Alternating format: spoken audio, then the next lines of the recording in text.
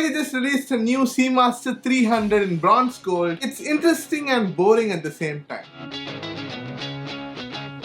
Omega has been following a new marketing technique using Daniel Craig. So what they do is they ask Daniel Craig to wear the watch and tease it to the public, and then a few months later they release it. We've seen this numerous times, and this was also done recently, and 4 months later we get to see the watch in their website. When looking at the watch, it looks really nice. It has the pink hue of the bronze gold, and this watch is a fully bronze gold watch, which is also mentioned in the website, called bronze gold on bronze gold. It is a 42mm sandblasted black dial with an oxidized aluminium burgundy bezel. The indices and markers are made up of 18 karat bronze gold, and all of these indices are filled with vintage superluminova, which we've seen earlier in many other Seamaster models of the 300m since the Bond No Time to Die watch. When it comes to the technical aspects of this watch, distance between lugs is 20mm, a lug to lug width of 49.7mm, thickness of 13.8mm, a case diameter of 42mm, is made up of bronze gold and a black dial with a dome scratch resistant sapphire crystal, 300 meters water resistance. It weighs 183 grams, powered by the Omega 8806 caliber, which we've seen earlier since the No Time to Die, which is 2020. It has a power reserve of nearly 55 hours. So it has the same features like master chronometer. It is anti-magnetic up to 15,000 Gauss, has a helium escape valve since the dawn of Seamasters, and a transparent case back with a unidirectional rotating bezel. We've been hearing the term bronze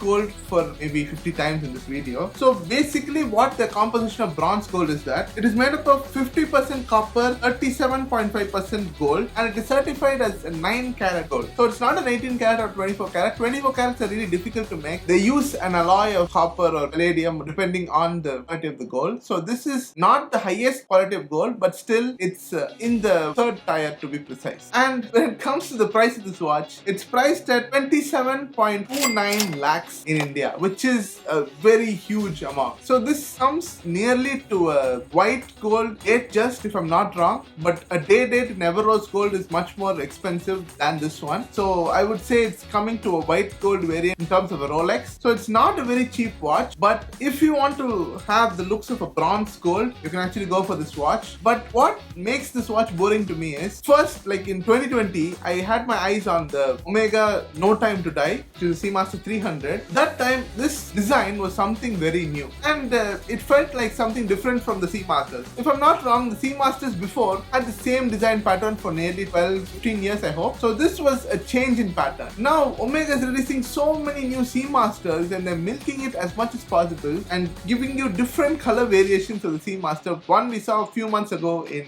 green, now we're seeing burgundy, and a few months before we got a full black with stainless steel. We got a Bond limited edition as well, which is also stainless steel, and a blue. Personally, my opinion is I'm getting tired of the same design, which is likely not going to change, but still you get more color variation depending on your price. For me, I would stick with the No Time to Die, as it's one of my most favorite watches ever made, and I'm not going to change my opinion from that. That was my thoughts on this watch. And if you're a person who wants like a bronze gold watch, it won't blink like other gold watches, it's more subtle. And one more thing I forgot to mention is this watch, it has an aged patina, but it doesn't age like a bronze watch. Normally when you take a bronze watch, it gets green. Because of the gold and copper mix in this watch, it won't get green, but it will get aged as you go, but it won't get green. So that is something you can be relieved about if you're concerned about a bronze watch. So these are my thoughts on the Omega Seamaster Diver 300, which just released recently. I want to know your thoughts. Please do comment below. I'll see you in another exciting video. Until then, peace out.